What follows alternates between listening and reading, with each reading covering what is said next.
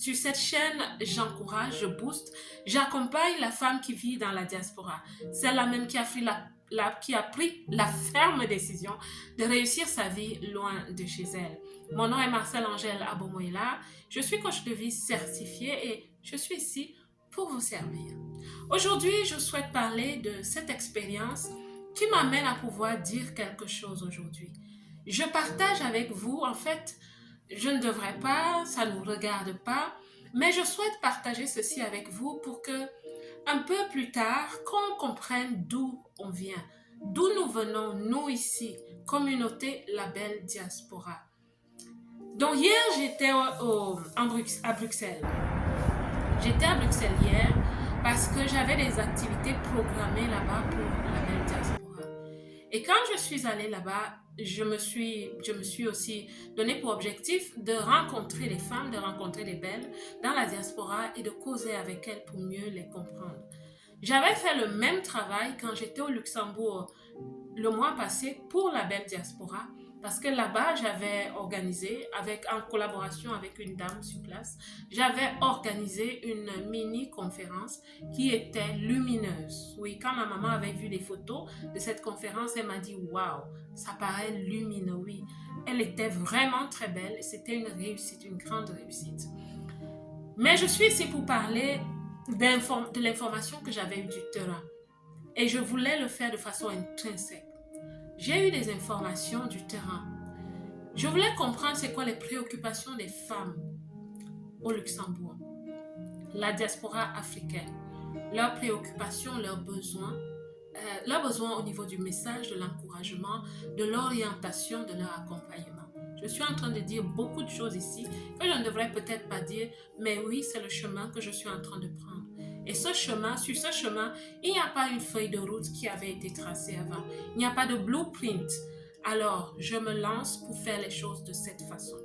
Et c'est comme ça aussi qu'à Bruxelles, j'ai eu des conversations très constructives avec certaines personnes, avec des femmes aussi que je ne connaissais même pas. Et j'ai recueilli énormément d'informations qui vont énormément nous aider ici sur cette chaîne. Parce que ça va faire que cette chaîne va prendre une orientation dont je ne m'attendais pas en fait. Mais c'est très bien de le faire ainsi. Généralement, je fais les choses de ma vie, je les fais comme ça. Je les fais de façon structurée. Je les fais de façon structurelle, si vous préférez. Je les fais ainsi. Parce que j'ai un arrière-plan, un background commercial. J'ai fait des études commerciales et des études d'entrepreneuriat.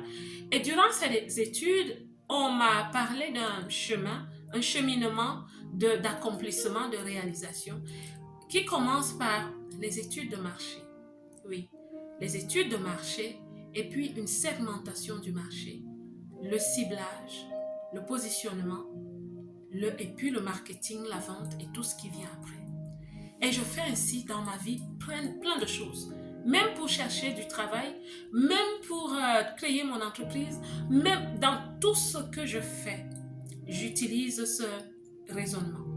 Et c'est ce que je suis en train de faire et c'est en train énormément de m'aider. Et je ne sais pas, je n'ai pas encore décidé vraiment parce qu'il y a quelques directions que nous pourrions prendre ici. Vous verrez, vous le verrez. Mais ça va être plus spécifique. Ça fera que, est-ce qu'il y a des gens qui seront laissés pour compte? Je ne le vois pas comme ça. Je vais rester aussi dans le général un peu. Mais ça devrait être spécifique pour que ce soit plus effectif. Voilà comment je vais le mettre. Et donc, quand je suis rentrée hier, j'ai compris beaucoup de choses. J'ai compris énormément de choses. Et je vais vous dire que j'étais un peu abattue. À un moment donné, j'ai dit, est-ce que je jette l'éponge?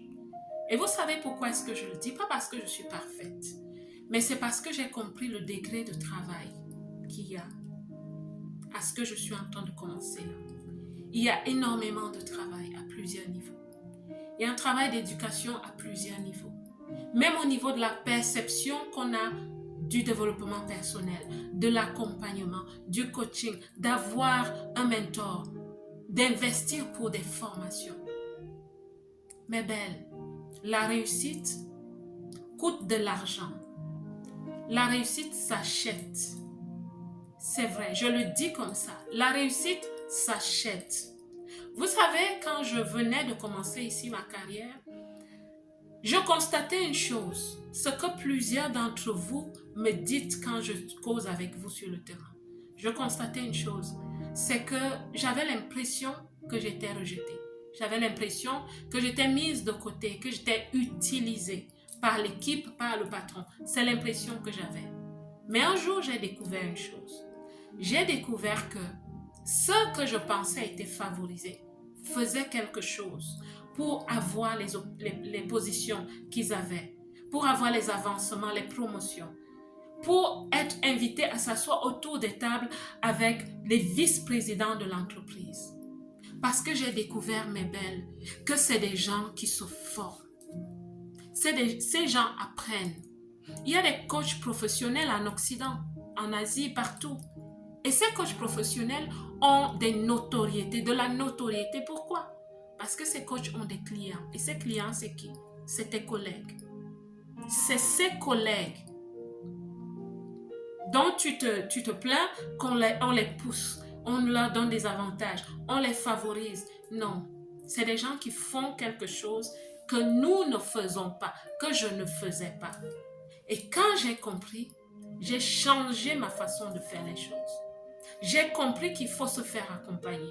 J'ai compris qu'il y a des gens qui ont appris la structure. J'ai compris ce que je devais faire.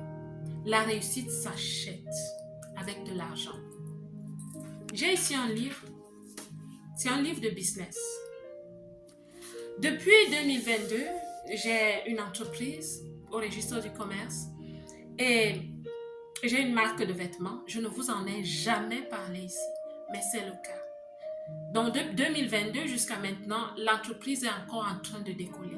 Mais j'ai déjà une marque de vêtements que j'avais créée avec des gens en Asie et j'ai un fournisseur fidèle en Asie.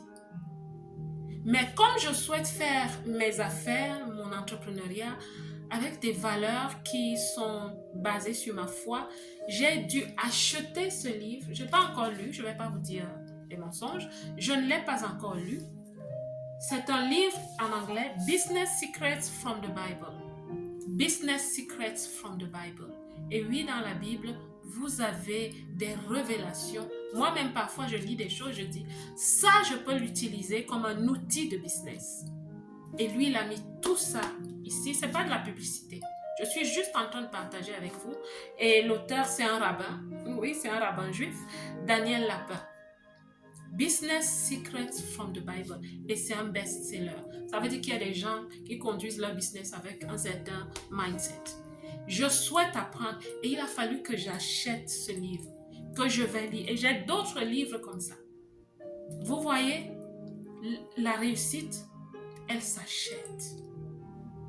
Il y a des femmes qui pensent que les coachs, c'est de la blague. Les coachs, c'est de la blague. As-tu jamais eu un coach? Non, pas du tout, mais tu sais tout ce qu'on dit des coachs. Mais ma belle, c'est nous qui tournons en rond. C'est nous qui tournons en rond. Donc, je m'arrêtais juste pour vous dire que il y a un travail qui se fait. Je me suis lancée ici et je me souviens un jour, Dieu m'avait dit, crée un océan bleu. Crée un océan bleu. En fait, océan bleu, c'est un terme commercial, un terme d'entrepreneuriat, de business, qui veut dire ce que ça veut dire, créer un océan bleu. Je dis créer un océan bleu. Donc, il faut que je crée mon blueprint, que je crée mon modèle, ma feuille de route, parce que je ne l'ai pas trouvée. Donc, il faut la créer. Et je suis en train de la créer. Et les choses vont aller dans une certaine direction. La première étape, c'est que sur cette chaîne, je vais faire des lives. Chaque semaine, 2 ou 3 fois par semaine ou plus, je vais faire des lives où je vais faire des prières. Oui, mes belles, nous allons prier.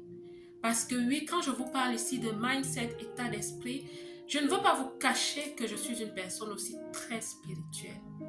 Ma vie est basée sur le spirituel. Et nous savons tous que c'est la parole qui est faite chair. Ça veut dire que tout ce qui se manifeste dans la vie se fait d'abord dans le spirituel. Tu crées ta vie spirituellement. Parfois, les vies ne réussissent pas parce qu'au niveau spirituel, elles sont comme un tas désordonné, c'est-à-dire la vie, la profession, l'argent n'a pas de sens au niveau spirituel. Il faut créer sa vie spirituellement. Donc, c'est ce que je vais faire pour celles qui souhaitent joindre ce mouvement de détermination, je vais l'appeler le mouvement de la détermination. Nous allons poser les premières pierres, ça va être la prière. Nous allons prier. Nous allons prier pour la belle diaspora, pour ce concept. Pour vous, mes belles, nous allons prier. Parce que je vous assure, quand je suis rentrée hier, je suis entrée chez moi ici. J'ai déposé les choses et je me suis dit, Dieu, l'histoire là, c'est compliqué. C'est compliqué. J'abandonne ou je fais quoi? C'est compliqué. Le travail est profond parce que le problème est vraiment profond. Je ne dis pas qu'on est en train nous sommes des fous, nous sommes des folles dans la diaspora, non. Mais il y a beaucoup de travail à faire. Nous devons sortir des mauvaises cases, des statistiques. On nous pointe du doigt. On nous pointe du doigt au niveau de notre manque de contribution effective à l'économie, à la société. Il faut qu'on sorte de là. Il faut qu'on sorte de là. La belle diaspora is the making of queens. Étape par étape, on va arriver. Nous allons arriver, mes belles. Nous allons sortir du lot. Certaines sont déjà sorties du lot dans la diaspora, mais c'est une infime partie. Une infime partie. Je vais être vraie avec vous comme ça. Nous allons évoluer petit à petit. Ne vous inquiétez pas pour moi. Ne vous inquiétez pas pour moi. Au Luxembourg, la conférence était gratuite. En Belgique, nous préparons quelque chose. Est-ce que ce sera gratuit? Je ne sais pas encore, parce que ça demande aussi beaucoup d'argent, n'est-ce pas? Et donc, nous allons faire les choses comme ça. Nous allons évoluer petit à petit. Même en nombre ici, je veux que les choses soient organiques, qu'elles soient authentiques.